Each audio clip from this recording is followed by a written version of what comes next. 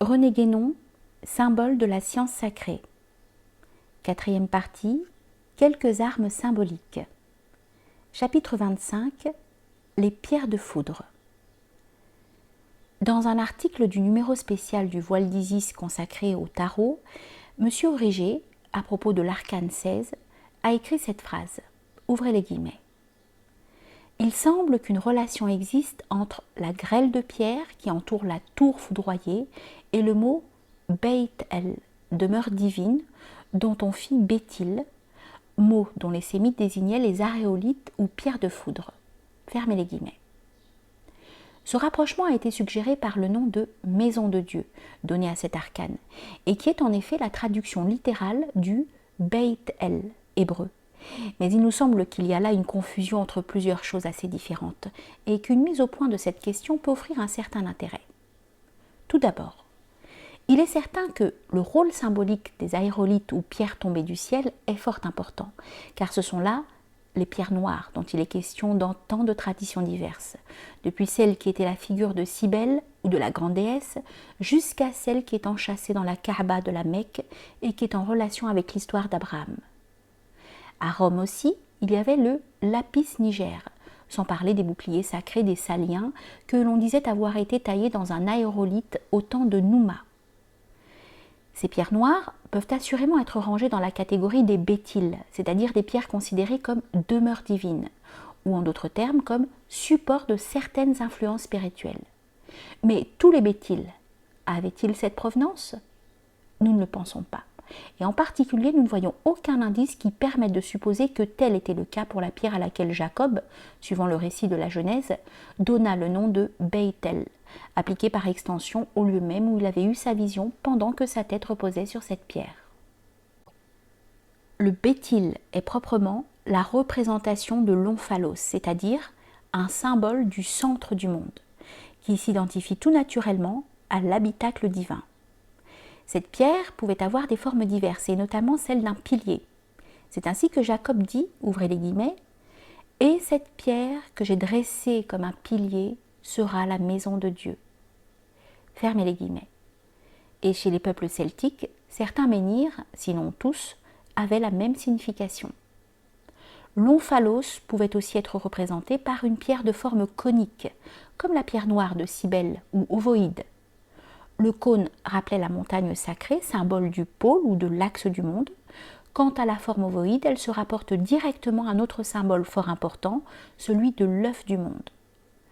Dans tous les cas, le béthil était une pierre prophétique, une pierre qui parle, c'est-à-dire une pierre qui rendait des oracles ou auprès de laquelle les oracles étaient rendus, grâce aux influences spirituelles dont elle était le support.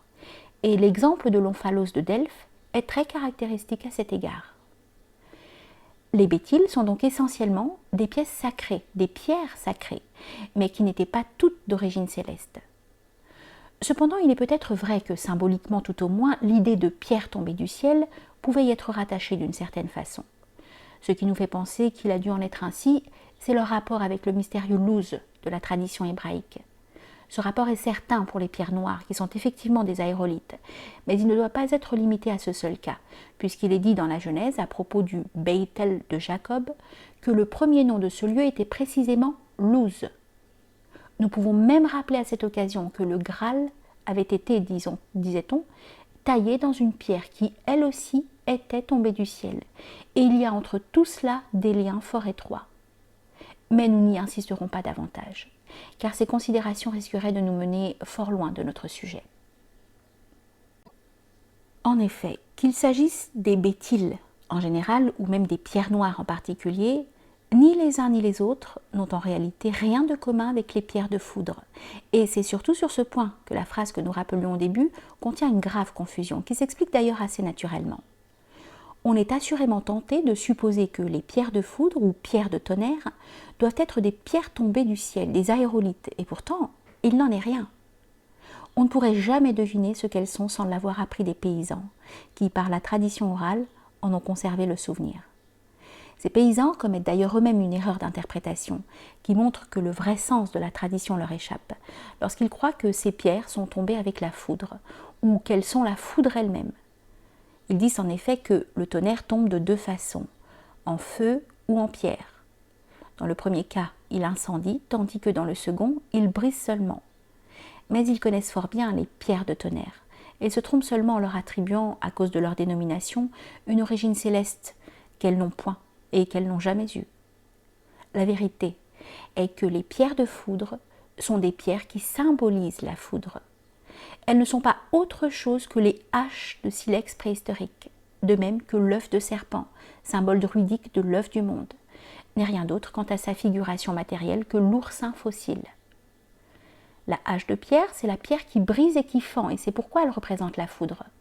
Ce symbolisme remonte d'ailleurs à une époque extrêmement lointaine, et il explique l'existence de certaines haches, appelées par les archéologues haches votives, objet rituel n'ayant jamais pu avoir aucune utilisation pratique comme arme ou comme instrument quelconque. Ceci nous amène tout naturellement à rappeler un point qui a été déjà traité.